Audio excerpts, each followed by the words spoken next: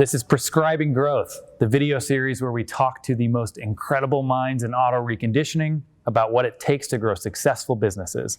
My name is Matt McAllister. I'm the Chief Marketing Officer at Mobile Tech RX. I am really excited about today's guest. We have known this guest for years at Mobile Tech RX. She and her company have been one of the earliest users, one of the most active and vocal users, has helped us build our product. So we had to have her on the series. Her name is Joanna Smiths.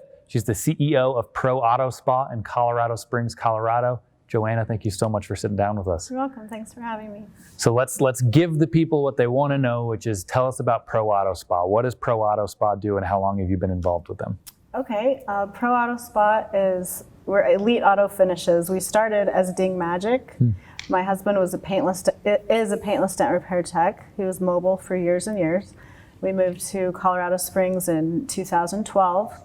He had chased hail for a year and a half before that and said, let's look at moving to Colorado because it hails there every year. We were living in Arizona at the time. Mm-hmm. And so we moved to Colorado and he chased a little bit that first kind of season and he was home and it hailed on our house. And he's like, we need to get a shop and you need to run it. And I was a stay-at-home mom. My youngest had just started first grade. And I was excited to do my hobbies that I'd put on hold while I was raising all my kids were at home. I'm like, I don't know how to run a dent repair shop. He said, neither do I, figure it out. Like, okay, so all my training is on the job training, actually. He's a 23-year technician at this point. And we just kind of found a place that night in August and we stayed up all night. We had our business name Ding Magic at the time, but we were like working on creating a logo and made little flyers and postcards and had our kids and their friends go hand them out door to door and everything. And fast forward, everything I learned from insurance adjusters on what I could or couldn't do, or parts guys were helping me. It was easier than I thought it would be to learn how to estimate hail. So I figured it out. Your shop is massive. Right. So we've rebranded this last year to Pro Auto Spa to be able to offer a lot of other services besides hail. We didn't want to be dependent on the weather for the success of our business. We've grown to now 45,000 square feet, which I know a lot of people say we're crazy, and maybe we are. We're dreamers, right? We're visionaries. We want to be able to serve Colorado Springs, and we saw an opportunity to do it. It's super scary at times, but we've diversified to be able to offer detailing services and ceramic coating, and we just brought on window tint and clear bra, so we don't have to sublet that out. Our margins are higher now when we have someone in-house. We also do wheel repair, which we saw a need in our market. There was only one company in town that really had a handle on wheel repair. So Pro Auto Spa is a 45,000 foot shop in Colorado Springs. You're offering, what was that, 6, 7, 8 different services? There's more. I kind of stopped, but we also do powder coating. Hydro dipping is going to release soon. We have the equipment already, so we just need to get our guys trained and get that hooked up and everything. But nobody in Colorado Springs is doing what we're doing or doing it as soon as we're doing. So for you personally, 2012 comes around and an opportunity comes up, which I think most people find themselves in that position at some point where an opportunity is presented and you can either say it's terrifying but yes, or it's terrifying but no, or it's terrifying but not yet. You said yes.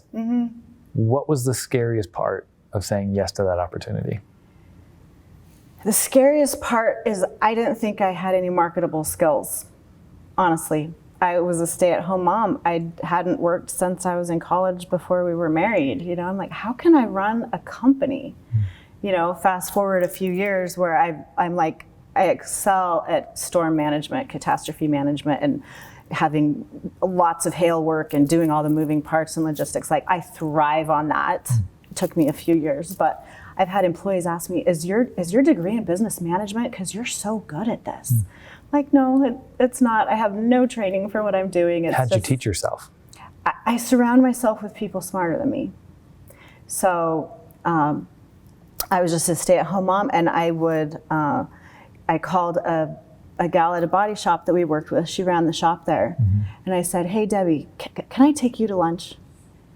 Well, sure, So I just sat down with her and I said, I have no idea what I'm doing. And she's like, well, first of all, you need to get a list of all the dealerships and you just ask them for a parts price discount.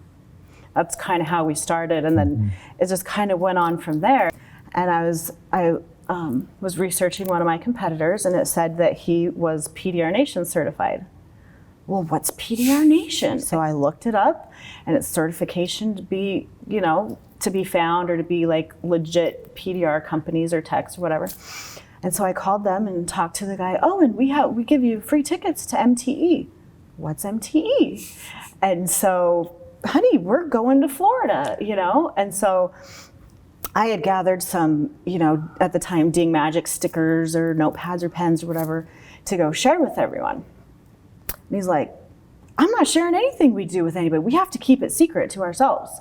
Like I don't want anyone to know, all my secrets of dent repair or whatever. I've been doing that for, I guess at the time, 17 or 18 years. And I thought, oh, okay. Like I took business cards. I was ready to network and meet all these people. And then he didn't want that. And then we get to MTE, see what it really is.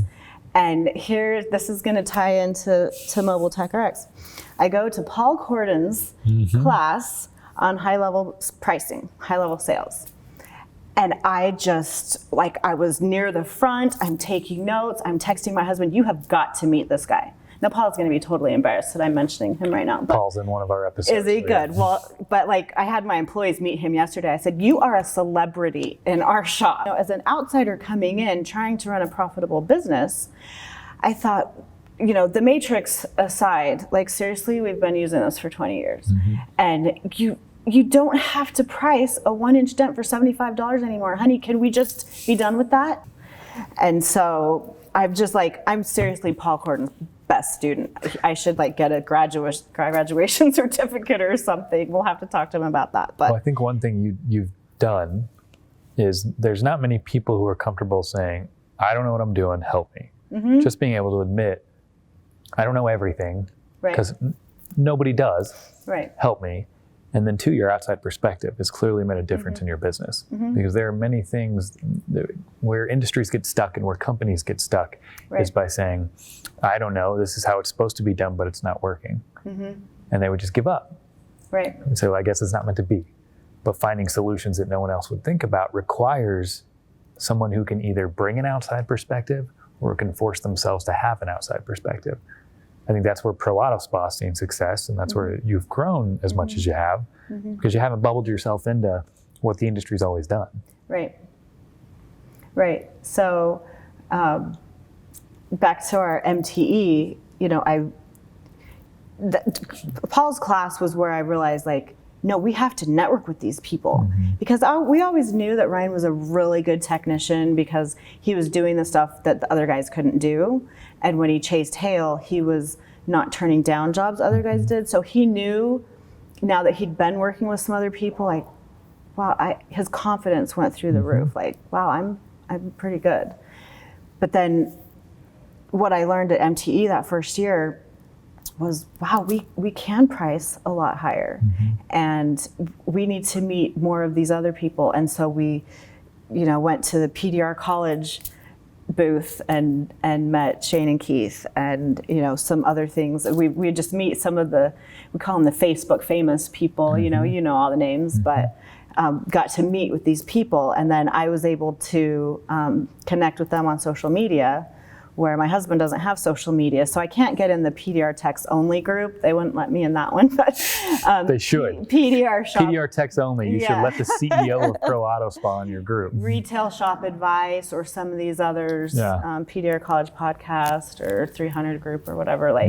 I'm able to be in those and network with those people and learn from them and give back and share stuff that we've learned too. So how important do you think it is? There's a lot of PDR techs out there who are one-man shops who have learned the skill and are trying to apply the skill in exchange for money. How important do you think it is that they either have or get advice from someone with an outside perspective like yourself? Oh, incredibly important, because I didn't have, I was kind of forced into this, you know, we're going to have a shop and you're going to run it. Well, this is our family well-being. You know, I'm like, okay, I'll try and figure it out. But I remember something specifically I heard on the PDR College podcast years ago, that when Keith and Shane were talking, they said, you know, your business is the prison that you build for yourself. And anytime there's those questions on any of the Facebook groups, hey, I'm mobile, I'm thinking of starting a shop, what should I do? Or what do you guys think? Or would you have done it again? And I'm kind of split on that. We've seen incredible success. It's, you know, when there's a low hail year or something, or we've expanded a lot, like there's some scary times too, but like, you've got to do your research. You've got to have money in the bank. Like people don't realize, to be an entrepreneur, it's, you know, where you work 120 hours, or let's say 80 hours a week or more, to not work 40 hours a week for someone else. Like, that doesn't even make sense. And Ryan made so much more money when he was chasing hail for 6 to 8 months out of the year than we pay both of ourselves now running the company, because we keep reinvesting back in the company. So where does the passion come from then? Why do you do it? I think it's just the challenge to do something that someone said we couldn't do, or the reward at the end when you finally accomplish it. I didn't choose this for myself, it chose me. I would have never chosen this, but it turns out I'm pretty good at it. What was the process like when you decided to expand your services? That was, well, we didn't want to be dependent on the weather. And so like, that was overwhelming for me. This actually goes back clear to the very, very beginning. And I think Ryan had seen it in like other shops he'd worked in. He's like, oh no, we need to offer tint and clear bra. Honey, I'm just figuring out PDR. What are you talking about? And so that first year he went and got trained in paint protection film. Did you hire people for that, or was Ryan doing no. it? See, and that's the thing. And that's something that owners and entrepreneurs kind of default to, I think. Like, oh, well, I have to do it myself because I can't afford to pay someone else to do it quite yet. How many people are on the Pro Auto Spa team now? How many employees? We have more than 20 right now. It ebbs and flows. I mean, automotive, it's hard to keep people around for a long time. Detailers come and go, or estimators, but we have a good solid core of people right now, and just trying to grow our company. How many of those people are working on cars versus supporting the business? And that's something that's different in our company than others. Maybe I have too many employees. I don't think I do, but we offer concierge car service, pickup and delivery. If we need to pick up the car from your house, or take it back, or picking up from dealerships and returning our body shop. So we have a couple drivers right now. That changes depending on the busyness of the season. So summer is way more. We're moving a lot more cars around. So I've got a couple drivers. Detailers, I think we have 5 right now, and a paint protection film guy, tint guy. I'm not counting I have 2 technicians, paintless dent repair technicians that are local. They're subcontract work, so they come when there is work. I've had, in 2018, I had as many as 15 technicians working for us. And I think that's a win. Like, I don't think about competing with some of the larger outfits in PDR that come and go and have all these national accounts and are just plug and playing technicians and stuff. Like, this is mom and pop. Like, we did this ourselves. I think you said you got your first smaller shop in 2013? Yes, so the idea, well, let's see, I guess we go back. So Ryan got trained in paintless dent repair from the Dean King. That was 97. We got married in 96. So it was 97 that we were doing mobile detailing. He bought a little business from a guy that he was going to school with. So, when I first met him, I thought, wow, entrepreneur. Like, I've always kind of been the entrepreneur feel. So it seemed like a natural progression that he was a business owner. That was attractive, right? And then we had this subscription to Entrepreneur Magazine. I don't know how many 23-year-olds have a subscription to Entrepreneur Magazine, but we did. and we saw the ad for the Dean King training, and you can make a really nice income if you can do dents. So we signed up for that, sent him on his way to California for that. And when he was in his class, they told him, okay, look to the guy on your left and the guy on your right, and only one of you will make a career of paintless dent repair, because only 1 in 3 make a career out of it and can support their family. So fast forward to now that we're in our new facility, 45,000 square feet. Todd Sudik from the Dean King came through Colorado and saw us and saw the facility, and he said, Ryan Smith, you are the most successful trainee that I've ever had come through my program. Wow. So I want to hear about the decision you made from going from the smaller shop to this massive 45,000 square foot shop. What was it like to be faced with this decision, and what went into saying, yes, we're going to do that? It was scary, honestly. What year was that? To do the shop, let's see, 17, end of 17 is when we were first kind of looking at it. And then we signed our documents beginning spring of 18. So that was on 45,000 square feet. So that's a 10-year lease, right? That's a big deal. But we just took the jump. We're like, we can do this. Look what we've done already. Just starting out in 13 in our small little shop that we could only work on 2 cars, to our next shop that was just over 5,000 square feet, and then being able to work off-site at other locations. And we have the whole big hail tent and stuff to put the guys under. It was just the natural progression. We kept growing out of our space. So and we don't need 45,000 square feet right now, but I'm so excited for when it hails in the next few months to be able to see what our facility can do. Because I could have 40 technicians in there and not even be crowded. Putting teams on cars and stuff, like, we wouldn't even be crowded. And it's just, we had a little bit of a season to practice, okay, what's our flow of traffic? Because all of a sudden when you have over 100 cars in a building, it shrinks really fast. And I remember thinking when we first had our first kind of big influx of cars, we're gonna grow out of this place.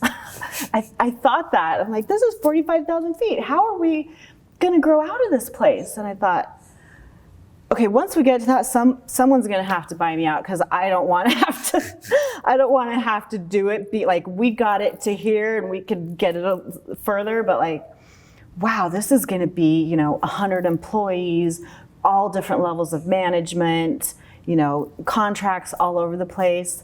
I'm like, I might need help once we get to that point, but we're gonna get there as far as we can go. What was day one like walking into this shop?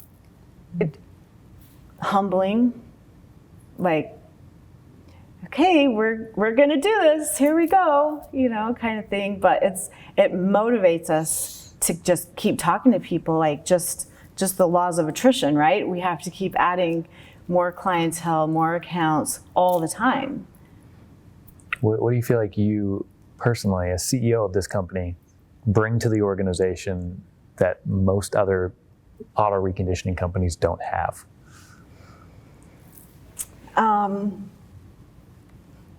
Passion, a woman's touch. I don't know, when I first got into automotive and working in a man's world, and learning how to estimate, I'd have adjusters come in that would say, oh, well, we can't get that or whatever. And so as I learned and studied and came to MTE and got in the Facebook groups and were asking questions from people who knew more than me that I now respected from, posts that they would share and stuff. And I got tons of help from the PDR community.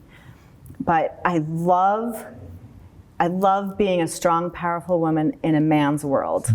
And I have tons of female employees in management at all different levels, and we just kill it. And so, like, I love, people don't expect women in automotive. And our customers notice that, insurance adjusters notice that. I guess I need to get back to your question. No, that was perfect. Is that a legacy that's important to you? Yes. I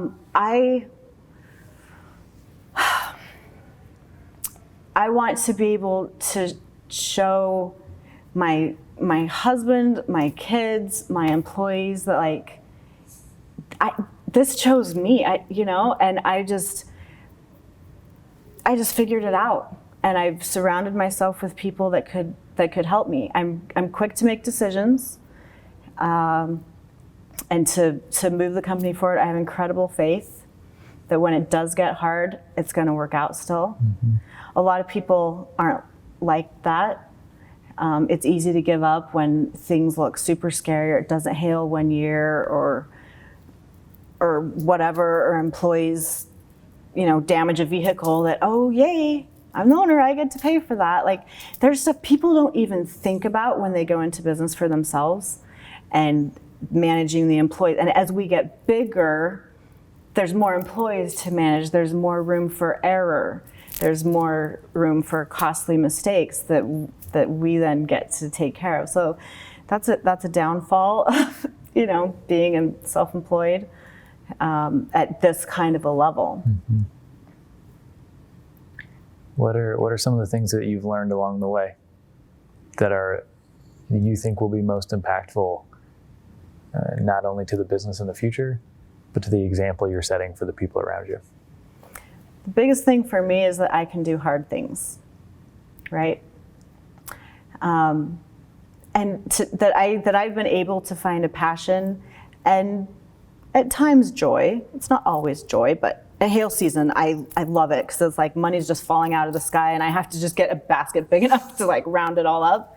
So that's easy to be motivated and working 14, 16-hour days because we can rest in the winter when there's not as much work. But the whole point of Pro Auto Spa and expanding and diversifying is so we're busy all the time. So what is, besides offering the tons of verticals that you offer, tons of services that you offer, what does Pro Auto Spa do differently than anyone else? It feels different. I guess that's not a do, but we don't have all the corporate nonsense. Can I say that? Like I haven't worked in corporate, so I don't really know. I only hear it from people that work for me that have worked in corporate, how much better they love working for us. They love working for owners. We're owner operated.